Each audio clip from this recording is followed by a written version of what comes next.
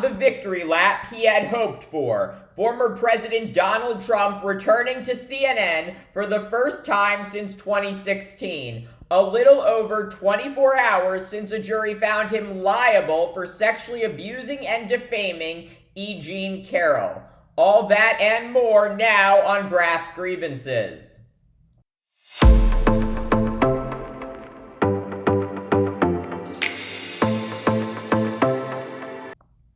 Deliberating for a little under 3 hours, a jury of 6 men and 3 women finding that former President Donald Trump sexually abused and defamed the writer E. Carroll, who accused Trump of assaulting her in the mid-1990s. The civil jury awarding Carroll $5 million in damages, but not finding Trump guilty of rape as Carroll has alleged. While more than a dozen women have accused Trump of sexual misconduct over the years, this is the only allegation to be affirmed by a jury. The verdict coming hours before Trump participates in a town hall from New Hampshire on CNN.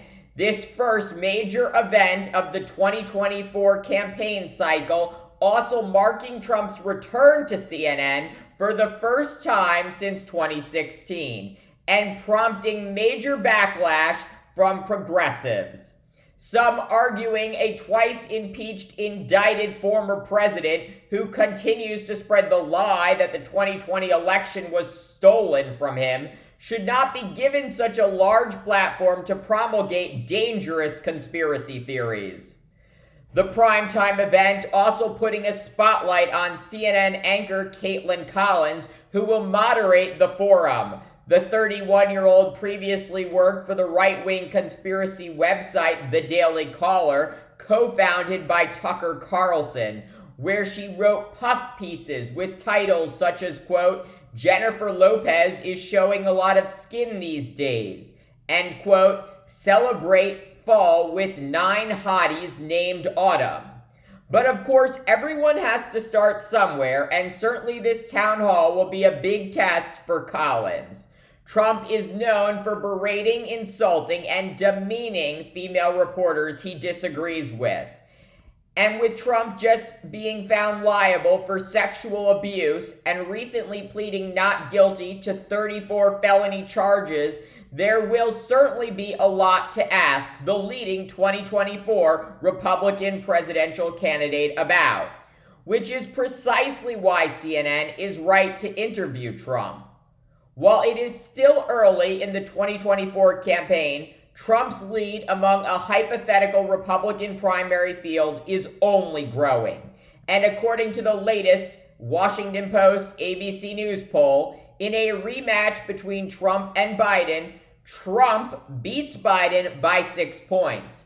Of course, CNN and Collins have a responsibility to ask Trump the uncomfortable questions about his litany of legal troubles, including his efforts to overturn the last presidential election. 1 or 2 questions on these topics will not nearly suffice. In addition, CNN and Collins must correct, in real time, the barrage of falsehoods we can expect from Trump. It is for this reason that the decision by CNN to interview Trump live is deeply concerning. A live format greatly hampers the ability of even the best interviewer or moderator to correct misinformation and lies. Also concerning is the town hall format for tonight's event.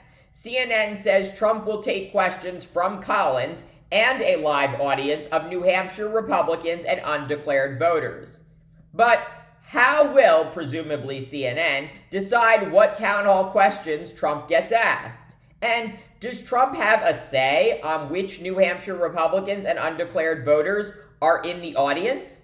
The answers to these questions are critical because CNN supposedly wants to burnish its reputation as a credible news outlet with this forum. And if it is packed with Trump sycophants, that will not be advantageous to CNN or its audience. Scandal after scandal, it has become crystal clear that Trump's base is insulated from his immorality, impropriety, and legal troubles. But there remains a shockingly large number of Americans who have not made up their mind on Trump and whether to vote for him again. Those are the Americans CNN should be thinking about when they question Trump tonight. Thanks for watching Graph's Grievances. Let me know what you think.